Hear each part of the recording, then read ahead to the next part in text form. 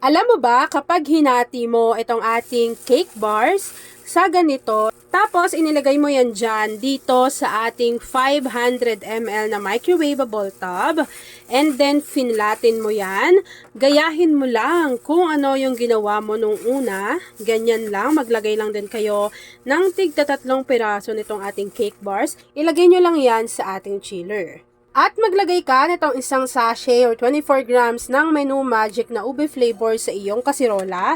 Siguraduhin mo lang na hindi pa nakabukas ang apoy sa iyong kalan. Maglagay ng 4 cups ng evaporated milk. Sundan ng isang lata or 380 grams ng condensed milk. At maglagay ng half teaspoon ng vanilla essence or vanilla extract.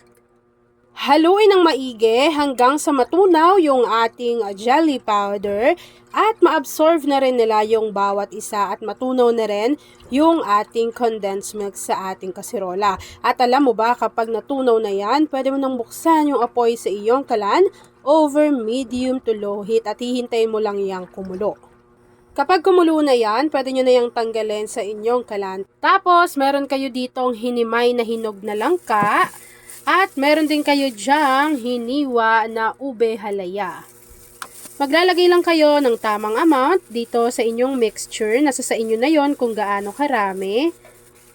Yan. So nakapaglagay na tayo ng ube, maglagay kayo dyan ng langka. So itong langka na to, yung nabibili lang siya sa bote. Pero kung meron kayong hinog na langka, pwedeng pwede yan. Tapos kapag nailagay nyo na yung langka, tsaka nyo naman isasalin yung naluto natin kanina na ube mixture. Nasa sa inyo na kung gaano karami. So ako, ang ginamit ko ay yung tig 500 ml na microwavable tub.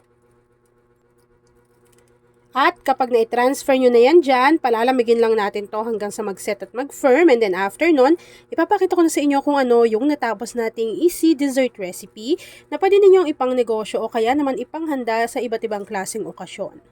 Kapag lumamig na yan, maglagay lang kayo ng langka on top and then pwede na po natin tong i-enjoy.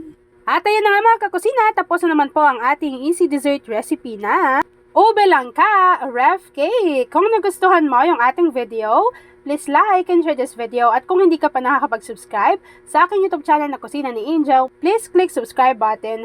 Click mo na yung notification bell, click all para lagi kang updated sa bawat ina-upload kong mga videos. At kung isa ka sa ube langka dessert lover, i-share mo na yung ating video at mag-comment ka na sa ating comment box section kung taga saan ka nanonood. Yan lang mga kakusina. Thanks for watching and enjoy this video.